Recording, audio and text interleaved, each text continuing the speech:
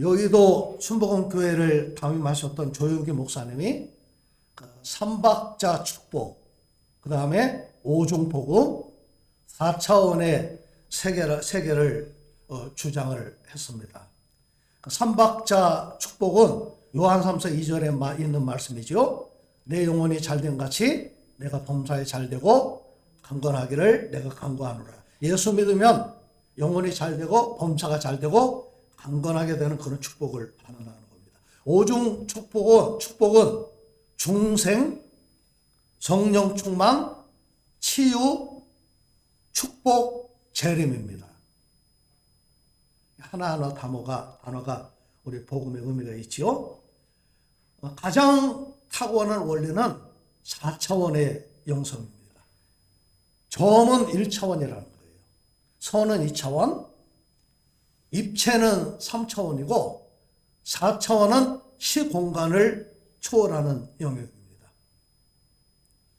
1차원은 2차원의 지배를 받고 2차원은 3차원의 지배를 받고 3차원은 4차원의 지배를 받는데 사람이 살고 있는 인간 세계는 3차원의 세계라는 거죠. 4차원의 세계는 영적인 세계입니다.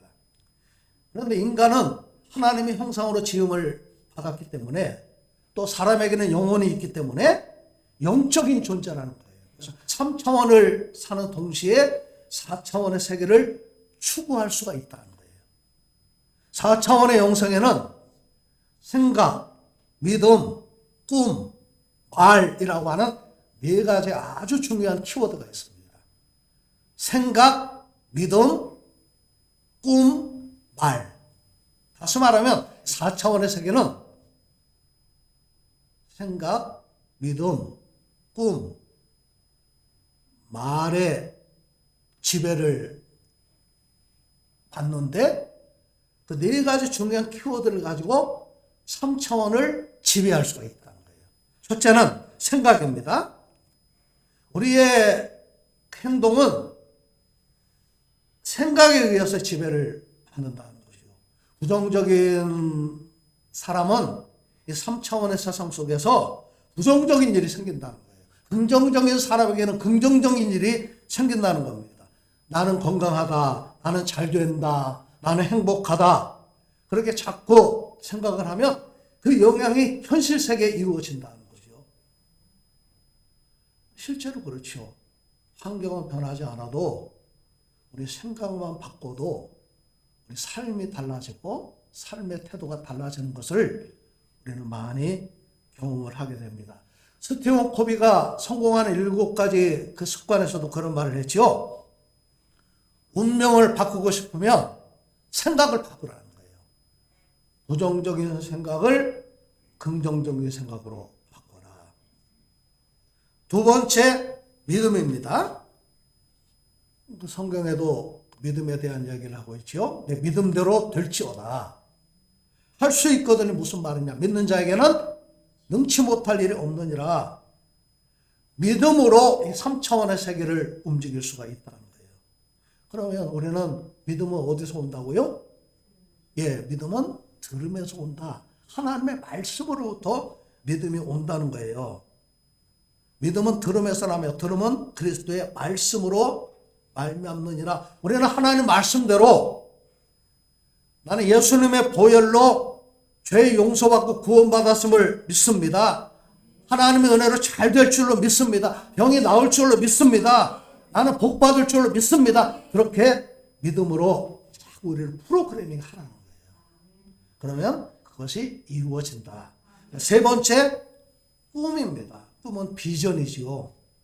현실이 아무리 어려워도 비전이 있는 사람은 절망하지 않는 거죠. 그 꿈이 현실을 지배할 수가 있다는 거예요. 하나님이 주시는 꿈을 우리가 이루기 위해서는 세 가지를 해야 됩니다. 인내하고 감사하고 기도해야 돼요. 인내하지 않고는 꿈을 이룰 수가 없죠. 그 다음에 감사하라는 거예요. 그 다음에 우리 예수 믿는 사람은 기도하라는 거죠. 그 꿈을 가지고 비전을 가지고 기도하라는 거예요. 네 번째, 말입니다. 말에는 능력이 있습니다. 말대로 이루어집니다. 내가 말하면 내 말을 내 뇌가 그대로 믿는다는 거예요. 죽겠다 그러면 뇌가 죽을 것 같은 신호를 우리 몸에 보낸대요. 못 살겠다 그러면 진짜 못 살 것 같은 그런 신호를 우리 몸에 보내는 거예요. 그러니까 우리가 그렇게 말하기보다는 살겠다, 힘이 난다, 괜찮아, 좋은 일이 있을 거야, 그렇게 말을 하라는 거예요. 저는 우리 김교수 사모님 하시는 말씀을 보면서 참 은혜를 받습니다. 이게 긍정적으로 좋은 말씀을 이렇게 하십니다. 죽고 사는 것이 혀의 힘에 달렸나니 혀를 쓰기 좋아하는 자는 혀의 열매를 먹으리라. 잠언 18장 21절 말씀입니다. 나쁜 말, 부정적인 말, 불평의 말을 버리고 좋은 말을 하는 거예요. 우리 옛날에 어른들은 왜 이렇게 자녀들에게 험한 말을 많이 했는지 몰라요. 좋은 말, 긍정의 말, 감사의 말을 습관화하고 생활화하라는 거예요. 자, 우리가 생각, 믿음, 꿈, 말, 이게 얼마나 중요한가를 오늘 말씀을 우리가 함께 살펴보면서 함께 그 중요함을 깨닫게 되기를 바랍니다. 우리 4절을 같이 읽겠습니다. 시작. 백성이 호르산에서 출발하여 홍해길을 따라 에돔 땅을 우회하려 하였다가 길로 말미암아 백성의 마음이 상하니라. 백성의 마음이 상했어요. 왜 상했다고요? 길로 말미암아 상했다. 마음이 상했다. 히브리어 카차르는 마음이 짧아졌다, 참지 못했다, 깨졌다 그런 뜻이에요. 그러니까 마음이 상하고 깨지니까 은혜를 담을 수가 없는 거죠. 인내심이 바닥이 난 거예요. 더 이상 이제 견디지 못하고 낙심했다는 거예요. 은혜를 담지 못하니까 어때요? 마음이 상하게 되고, 그러니까 감사하기보다는 원망하고 불평하게 되는 겁니다. 우리도 똑같잖아요. 지금 이스라엘 백성들이 마음이 상한 때는 광야 40년 가운데 거의 끝입니다. 38년이 됐을 때예요. 이제 가나안 땅을 들어가기 바로 목전에 둔 그런 때입니다. 지금 이스라엘 백성이 광야를 38년 동안 돌고 돌다가 요단강 동쪽에 있는 에돔 땅을 올라가서 요단강을 건너서 가나안 땅을 들어가게 되는데, 바로 올라가면 가나안 땅을 들어갈 수가 있는데 에돔 땅을 우회해서 다시 광야로 나가라는 거예요. 그래서 마음이 상한 거예요. 언제까지 이 광야에서 이 고생을 해야 되느냐 생각하니까 마음이 상한 거예요. 에이, 지긋지긋해. 언제까지 내가 이 고생을 해야 돼? 우리도 그럴 때 화가 나고 짜증이 나잖아요. 이게 폭발을 한 거죠. 자, 그 결과가 5절에 나와 있습니다. 시작. 백성이 하나님과 모세를 향하여 원망하되 어찌하여 우리를 애굽에서 인도에 내어 이 광야에서 죽게 하는가? 이곳에는 먹을 것도 없고 물도 없도다. 우리 마음이 이 하찮은 음식을 싫어하노라 하며, 그 결과가 뭐냐? 하나님과 모세를 원망했어요. 마음이 상하니까 이제 더 이상 꼼짝도 하기 싫어요. 움직이기 싫어요. 지긋지긋하다. 언제까지 고생을 해야 되냐 하니까 하나님과 모세를 향해서 원망이 나오기 시작했어요. 그러니까 어떻게 됩니까? 하나님을 향한 믿음은 온데간데 없어지고, 가나안 땅에 들어가려고 하는 꿈도 다 사라져버리고, 원망이 그 마음을 자리 잡고 원망을 바라기 시작한 거예요. 그 원망의 내용을 보세요.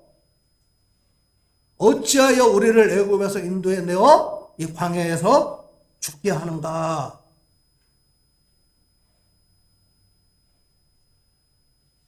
가나안 땅에 들어가지 못하고 이대로 죽을지 모른다고 하는 불안감이 엄습을 한 거예요. 우리도 똑같잖아요. 어떤 문제가 있을 때 이게 언제 이 문제가 끝나냐.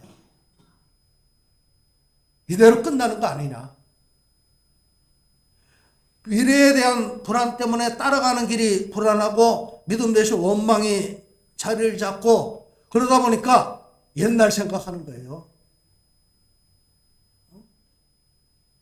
애굽에서 우리를 인도해서 이 광야에서 죽게 하느냐. 그때가 좋았는데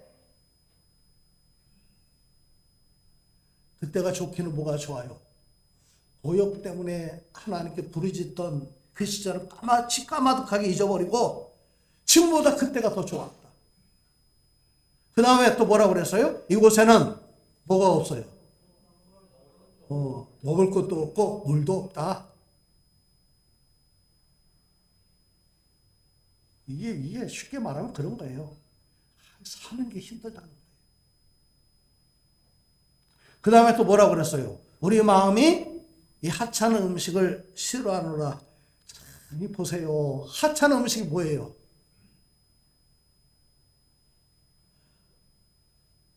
매일매일 하나님이 하늘에서 내려주신 만나를 가지고 하찮은 음식이라고 그러잖아요. 참 기가 막히죠. 매일매일 베풀어 주신 하나님 은혜를 지겨워하고 멸시한 거예요. 그러니까 믿음이 떨어지면 이렇게 우리 마음이 강박해지는 겁니다. 여기서 우리가 주목해 봐야 될 것은 광야 생활하는 동안에 바로 이 똑같이 원망하고 불평하는 것이 계속해서 반복이 된다는 거예요. 민수기 11장 하나님께서 들으시기에 악한 말로 원망했다가 여호와의 불이 진영 끝에 붙었습니다. 진영 끝은 이스라엘이 그 행군하는 대열 그 끝을 말하는 거예요. 이게 쉽게 말하면 그런 거예요. 이스라엘이 행군을 할 때에 진영마다 이렇게 정해진 순서가 있었어요. 그 순서대로 열심히 앞으로 가야 되는데 진영 끝에 있었다고 하는 말은 무슨 말이냐? 뒤에 쳐져가지고 행군 대열에서 이탈한 거예요. 뒤에 쳐져가지고 거기서 원망하고 불평하고 있었다는 거예요. 그 사람들을 여호와의 불로 불살았는데 그 불을 뭐라고 그랬어요? 다베라라고 했다. 다베라라고 하는 뜻은 불살랐다 그런 뜻이에요. 불타는 장소. 민수기 11장을 보니까 이스라엘 민족이 탐욕을 품으니까 만나를 만족을 못하고 고기 먹고 싶다고 노래를 부릅니다. 그래서 하나님이 그 불평을 불쌍하게 여기셔가지고 뭐를 보내주셨어요? 메추라기를 보내주셨는데 얼마나 많은 메추라기를 보내주셨는지 한 달 동안 성경에 그렇게 나와 있어요. 하룻길 지면에 2규빗 위로 메추라기가 쌓였다는 거예요. 근데 뭐 죽기만 하면 돼요. 하룻길은 32km인데 그리고 2규빗은 90cm 아닙니까? 그러니까 아주 죽기에 너무나 좋아요. 그냥 주워 담기만 하면 돼요. 그런데 인간의 탐욕이 얼마나 무서운지 사람마다 메추라기를 모았는데 적게 모은 사람이 10호멜을 거두었다는 거예요. 이게 얼마나 많은 양이냐? 1호멜은요 220리터입니다. 쌀 한 가마가 80kg잖아요. 180리터라고 합니다.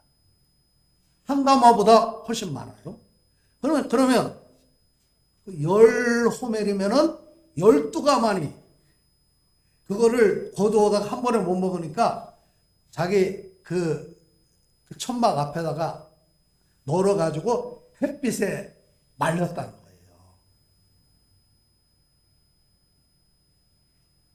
그 탐욕의 결과로 하나님이 진노하셔가지고 그 큰 재앙으로 치셔가지고 많은 사람이 죽잖아요. 그거 지명을 기브롯 핫다와라고 했다. 탐욕의 무덤이라고 하는 그런 뜻이에요. 다 이게 교훈이 있어요. 민수기 13장을 보니까 12명의 정탐꾼이 가나안 땅을 정탐하고 악평하고 원망해서 백성들이 밤새도록 통곡하고 애굽으로 돌아가자 그랬다가 어떻게 됐어요? 여호수아 갈렙 말고는 20세 이상 된 사람은 아무도 가나안 땅에 들어가지 못했습니다. 민수기 16장에 보니까 고라 반역 사건이 있었을 때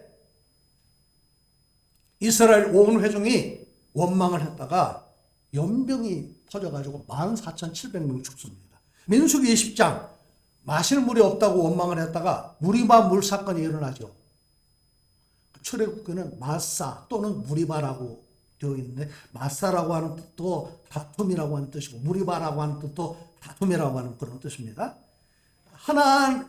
원망이 하나님과 다투었다 그 말이에요.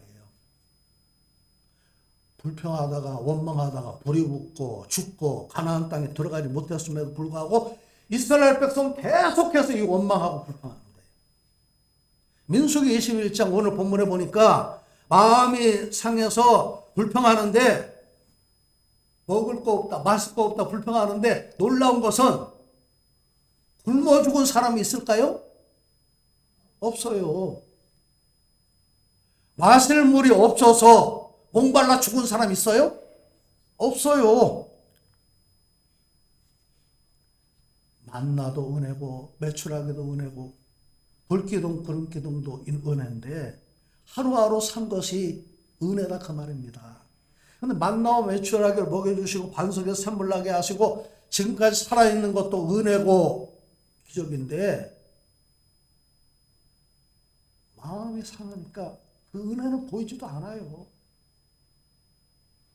원망하고 불평하게 되는 것이 바로 우리 모습이라는 거예요. 자, 원망의 결과가 6절에 나와 있죠. 자, 시작. 여호와께서 불뱀들을 백성 중에 보내어 백성을 물게 하심으로 이스라엘 백성 중에 죽은 자가 많은지라. 이 불뱀은 살모사처럼 등에 이렇게 붉은 이렇게 점이 있다고 그럽니다. 그 다음에 이 뱀에 물리면 아주 몸에 타는 듯한 고통을 당하면서 죽어가기 때문에 그래서 불뱀이라고 이름이 붙어 있다는 겁니다. 제가 어렸을 때 우리 그 친구 아버님이 산에 꼴을 베러 갔다가 독사에 엄지손가락이 물렸는데 산에서 혼자 꼴 베다가 어떻게 합니까? 그래서 낫을 가지고 자기 엄지손가락을 쳐가지고 그래서 살았다는 거예요. 뱀이 이렇게 무섭습니다. 우리가 원망할 때 불뱀이 찾아와서 본다는 거예요. 원망과 불평은 불뱀을 부르는 소리입니다. 마귀가 좋아하는 소리예요. 그러니까 원망 불평하지 말라는 거죠. 자, 불뱀에 물리면 어떻게 해야 될까요? 회개하고 기도하라는 거예요. 우리 7절 말씀 시작. 백성이 모세에게 이르러 말하되 우리가 여호와와 당신을 향하여 원망함으로 범죄하였사오니 여호와께 기도하여 이 뱀들을 우리에게서 떠나게 하소서. 모세가 백성을 위하여 기도하며 기도할 때 해결책이 있어요. 회개할 때 해결책이 있습니다. 해결책이 8절에 나와 있죠. 자, 시작. 여호와께서 모세에게 이르시되 불뱀을 만들어 장대에 매달아라. 물린 자마다 그것을 보면 살리라. 자, 그래서 9절. 모세가 노뱀을 만들어 장대 위에 다니 뱀에게 물린 자가 노뱀을 쳐다본 즉 모두 살더라. 쳐다본 사람 모두 살았다는 거예요. 그 말은 무슨 말이에요? 쳐다보지 않은 사람은 어떻게 됐어요? 죽었어요. 끝까지 그냥 고통당하다가 쳐다본 사람은 살고 에이 그게 무슨 소용이 있어 하고 쳐다보지 않은 사람은 죽었다는 거예요. 노뱀을 쳐다보면 삽니다. 아멘? 예, 불뱀에 물려서 죽어가는 사람은 계속해서 타는 극한 고통, 그 뱀에 물린 고통은 말로 다할 수가 없겠죠. 근데 그 고통을 참고 노뱀이 보이는 자리까지 억지로 본인이 나와가지고 그 노뱀을 쳐다본 사람은 살았어요. 그러면 노뱀은 어디에 세웠을까요? 저는 그게 궁금합니다. 어디에 세웠을까요? 불로 만든 뱀. 누구나 볼 수 있는 자리에 세웠겠지요. 민수기에 보니까 이스라엘 백성들이 행군을 할 때에도 정해진 순서가 있었어요. 그 다음에 정착할 때는 어떻게 했어요? 성막을 가운데 두고 레위 지파가 성막 주위에 포진을 하고, 그 다음에 12지파가 동서남북에 세 지파 이렇게 사방에 포진을 했습니다. 자, 그러면 텐트의 입구는 어디를 향하고 있었을까요? 성막을 향하고 있었어요. 그러니까 성막 주위에 그 노뱀, 창대에 매단 노뱀을 세워서 누구든지 쉽게 볼 수 있도록 그렇게 만들지 않았을까요? 바라보라, 그러면 산다. 이것은 하나님의 약속입니다. 그 약속을 믿고 바라보는 것은 믿음이라는 거예요. 우리 믿음은 별거 아닙니다. 바라보는 거예요. 주 예수를 믿어라. 그러면 구원을 받는다. 그 약속을 믿고 바라보면 구원을 받게 되는 줄로 믿습니다. 이게 논리적으로 맞지 않죠. 아니, 불뱀에 물려가지고 죽어가는데 장대 위에 매단 노뱀 그까지 걸 쳐다본다고 사냐? 이성적으로 논리적으로 맞지 않습니다. 이 사건을 어떻게 해석해야 될까요? 예수님은 요한복음 3장에서 니고데모와 대화하면서 이 사건을 해석을 하셨어요. 모세가 광야에서 뱀을 든 것 같이 인자도 들려야 하리니 이는 그를 믿는 자마다 멸망하지 않고 영생을 얻게 하려 하십니다. 하나님이 세상을 이처럼 사랑하사 독생자를 주셨으니 이는 그를 믿는 자마다 멸망하지 않고 영생을 얻게 하려 하십니다. 노뱀이 누구라는 거예요? 예수님. 장대 위에, 장대가 바로 십자가예요. 그래서 장대 위에 노뱀이 달린, 십자가에 달린 예수를 보면 산다. 그것이 하나님의 약속입니다. 내 머리로 이해하는 거하고 상관없어요. 내 느낌으로 그게 무슨 상관이 있어요? 절대 아닌데? 근데 그게 바로 하나님의 방법이에요. 우리가 사는 세상이 광야와 같다고 그러잖아요. 이스라엘 백성들 보세요. 40년 생활하면서 계속해서 원망하고 불평하는데 그게 바로 우리 모습입니다. 모세가 가나안 땅에 들어갔어요? 못 들어갔어요? 못 들어갔어요. 민수기 20장을 보니까 백성들이 물을 달라고 그렇게 불평을 하니까 하나님 뭐라고 그러셨습니까? 반석에게 명령해서 물이 나게 하라. 그런데 모세는 전에 했던 것처럼 어떻게 했어요? 지팡이를 가지고 중앙 두드렸어요. 그런데 그것이 하나님을 믿지 아니하고 이스라엘 자손의 목전에서 하나님의 거룩함을 나타내지 않은 거라는 거예요. 이렇게 하나님 영광을 드러내는 것이 이렇게 무섭습니다. 그래서 모세는 가나안 땅에 들어가지 못합니다. 오늘 우리가요, 저는 이제 나이 들면 그냥 천국에 가는 줄 알았어요. 아닙니다. 끝까지 우리 믿음을 지키는 거 쉽지 않아요. 언제든지 우리는 마음이 상합니다. 언제든지 먹을 게 없다, 마실 게 없다, 원망하고 불평합니다. 언제든지 내 마음대로 하려고 합니다. 그 원망을 하나님이 들으신다는 거예요. 히브리서 12장 2절 믿음의 주요 또 온전케 하시는 이인 예수를 바라보자. 믿음의 주라고 하는 말은 믿음의 시작이다. 믿음의 출발점이다. 그런 뜻이에요.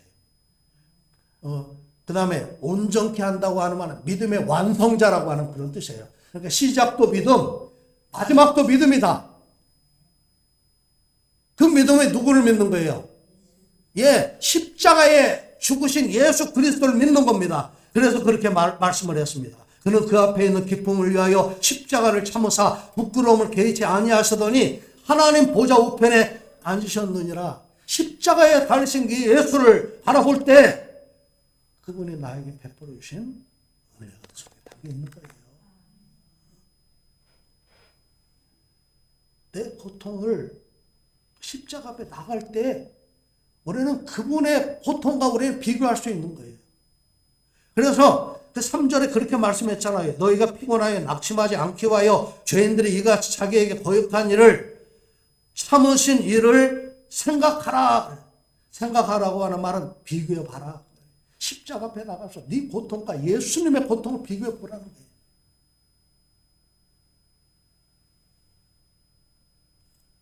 내 눈물과 예수님의 눈물을 비교해 봐라.